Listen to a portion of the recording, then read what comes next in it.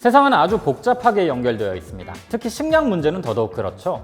꿀벌이 사라지면 식량 부족 사태를 가져오고 2013 러시아의 크림반도 병합 사건으로 연어가 헐값이 되면서 한국의 무한 연어 리필집이 들어서기도 합니다. 전혀 상관없을 것 같은 사건들이 식탁을 바꿔놓는 거죠. 러시아의 우크라이나 침공으로 이런 기사들이 나옵니다. 우크라이나 사태발 식량 위기 경고. 전쟁이 부른 전 세계 식량 재앙. 식량 위기를 걱정하는 전문가들의 진단은 늘 있었지만 이번은 정말 좀 다릅니다. 우리가 경험해본 적 없는 초연결적인 현상을 보여주고 있거든요. 그래서 구체적으로 어떤 위기를 불러오는 걸까요? 또 한국에는 어떤 영향을 주게 될까요? 세계 3대 곡창 지대라고 불리는 곳이 있습니다. 북미 프레리, 아르헨티나 팜파스, 그리고 우크라이나. 근데 이 나라는요, 농업 선진국도 아니고 농업 생산 효율도 그닥 좋지는 않습니다. 농기계들도 다 낡아 빠졌고요. 그런데 어떻게 농업 강국이 될 수 있었을까요?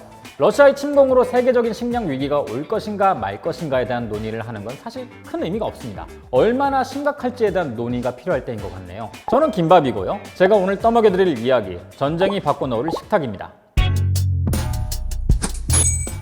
우크라이나의 국기는 황금빛 밀을 뜻하는 노란색과 푸른 하늘을 뜻하는 파란색으로 이루어져 있습니다. 드넓은 밀밭이 저 끝까지 펼쳐져 있거든요. 우크라이나의 농업 역사는 무려 고대 그리스 때부터 시작됩니다. 우크라이나 지역의 식량으로 그리스까지 먹여 살렸거든요. 이야기를 잠깐 해드릴게요. 그리스 여행 가보신 분들은 아시겠지만 여기는 온통 산입니다. 산이 많으면 농사를 짓기는 좀 불리하긴 하죠. 그런데 산이 아닌 평지도 토양이 좋지 않아서 농사를 짓기엔 그리스는 좀 까다로운 곳이었어요. 게다가 연간 400mm 정도 비가 내리는데 우리나라 평균이 1200mm쯤 되니까 굉장히 건조한 지역인 겁니다. 그런데 이런 조건에서 키우기 좋은 작물도 있죠. 바로 포도와 올리브. 그리스 사람들이 이걸로 와인과 올리브유를 만든 후에 밀과 같은 농작물과 교환을 했어요. 무역을 한 거죠. 이때 밀을 수입하던 지역이 바로 우크라이나 남부 지역과 크림반도 지역입니다. 그런데 지금이야 농사 기술도 엄청나게 발전한 데다가 최첨단 농기계, 농약, 비료 같은 게 있죠. 특히 비료는 인류 역사를 바꾼 대발명이라는 평가를 받고 있고요. 비료의 등장 이후로 사람들이 식량이 부족해서 굶어 죽는 일은 사라졌거든요. 그런데 저 시대에는 비료고 뭐고 아무것도 없었는데 우크라이나의 밀은 도대체 마르질 않았습니다. 이게 가능했던 이유는 체르노젬이라고 하는 흑토 때문입니다. 거름처럼 생겼는데요. 이 흑토는 유기물, 영양분, 특히 수분도 가득 가지고 있기 때문에 흑의 황제라고도 부릅니다. 흑토는 어떻게 만들어지느냐? 이건 우크라이나와 러시아 서남부 지역에 많이 분포되어 있는데요. 이 지역엔 나무는 별로 없지만 풀이 굉장히 무성합니다. 이런 곳을 스텝 지역이라고 하고요.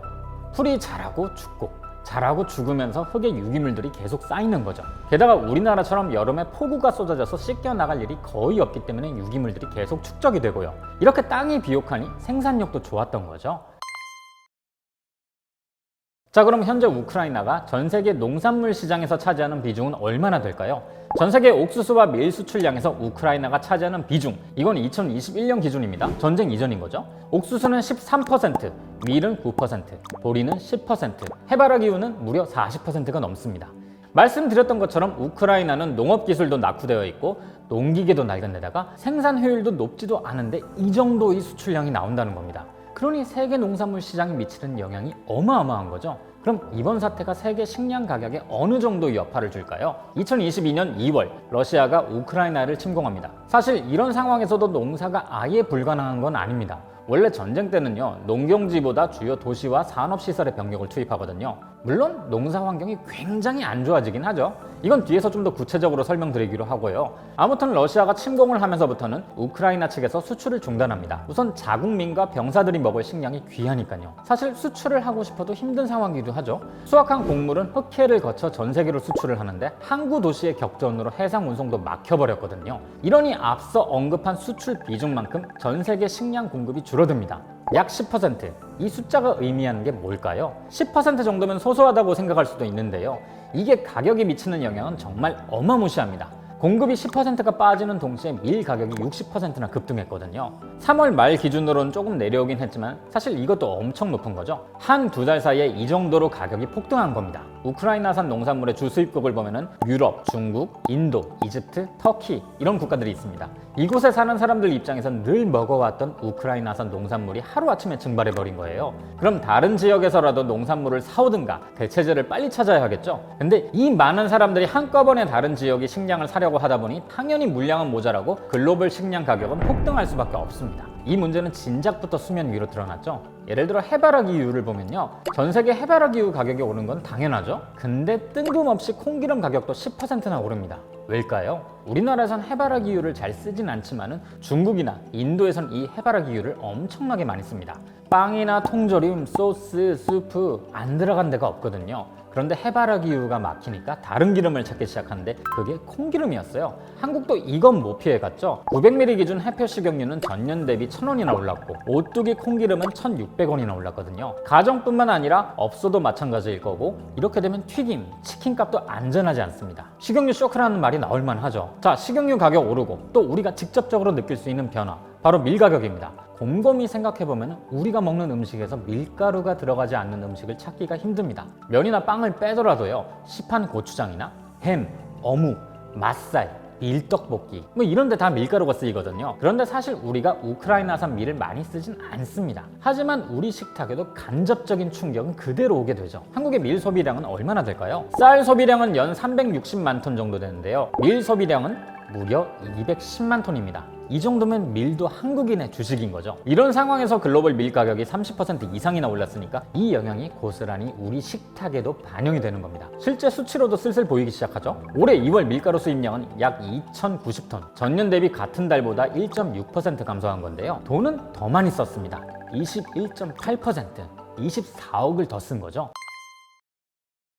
이런 일이 아예 없었던 건 아닙니다. 2010년 전 세계적 이상기후로 러시아와 우크라이나 지역의 밀 생산량이 줄어들었던 적이 있거든요. 이때 러시아가 곡물 수출 금지를 걸었고요. 어땠을까요? 2010년 말부터 밀 가격이 엄청나게 오르더니 2011년 들어선 전년 대비 밀 가격이 70%나 상승합니다. 하지만 이때와 지금은 전혀 다릅니다. 2011년 밀 가격 폭등은 흉작, 자연현상이었거든요. 해가 바뀌면서 비교적 빠르게 가격이 안정될 가능성이 있죠. 그럼 이번 위기는 왜 빨리 안정될 수가 없을까요? 현재 우크라이나 농업 상황을 보면요, 먼저 전쟁 중에서도 농사를 계속 짓긴 하지만 그렇다고 예전처럼 농사를 지을 수 있는 건 아닙니다. 우선 군에 차출되고 피난길에 오르느라 농사를 할 사람이 부족한 것부터가 큰일입니다. 또 우크라이나의 주요 농경지는 남부 지역과 동남부 지역인데요, 현재 이곳들은 집중 공격 당한 지역들이 많거든요. 농사를 지으려면 트랙터 같은 농기계가 다녀야 하는데 도로는 파괴됐지, 지뢰까지 곳곳에 심겨져 있는 이런 상황에서 제대로 된 작업을 할 수가 없죠. 농민들이 쓸 수 있는 밭이 굉장히 제한된 상황입니다. 그럼 당장 전쟁이 끝나면 금방 회복할 수 있을까요? 아닙니다. 도로와 철도, 항구가 파괴되면서 교통망이 마비된 상황이거든요. 지뢰를 전부 제거한 뒤에 도로와 항구를 복구시켜야 하는데 이 일을 다 하려면 시간이 꽤 걸릴 거라는 것이 문제입니다.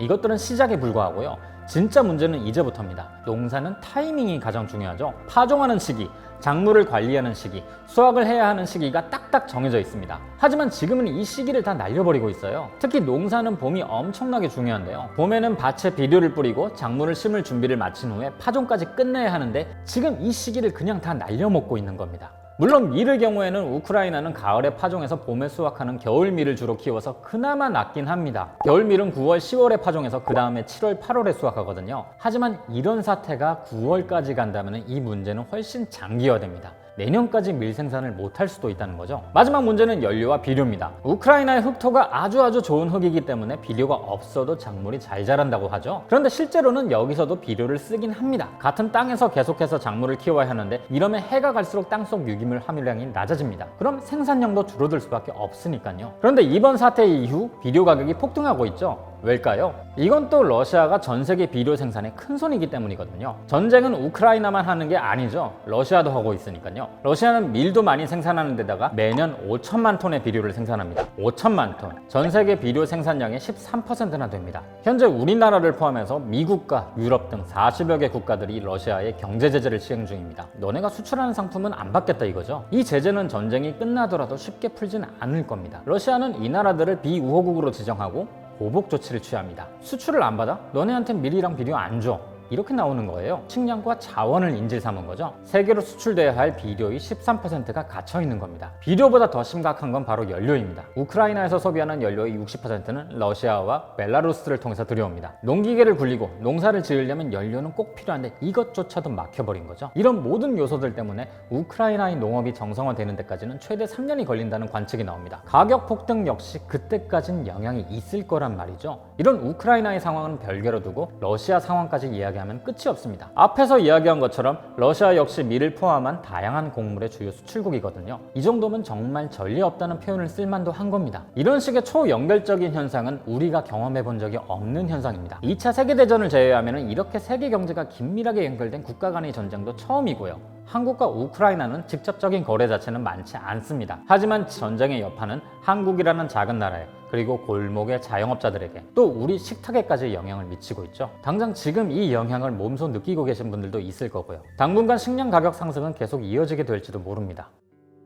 사실 우크라이나 땅에는 기나긴 아픔의 역사가 새겨져 있습니다. 열강의 침략 시도가 숱하게 있었거든요. 어쩐지 2차 대전 당시의 모습과 비슷합니다. 수백만의 군인이 이 넓은 해바라기 밭에서 희생됐던 역사가 있거든요. 지난 3월에 이런 일이 있었습니다. 우크라이나의 한 할머니가 중무장한 러시아 군인 앞에 가더니 이렇게 외치죠. 당신들은 왜 우리 땅을 뺏으려고 하는가? 주머니에 해바라기씨나 넣어줘라. 당신들이 이 땅에 쓰러지면 해바라기가 자랄 것이다. 할머님이 할 수 있는 가장 지독한 말로 평화를 요구한 걸 겁니다. 하루빨리 우크라이나에 평화가 찾아오길 바랍니다. 내년에는 더 아름다운 해바라기가 피어나길 바라면서 저는 그럼 다음에 다시 뵙겠습니다.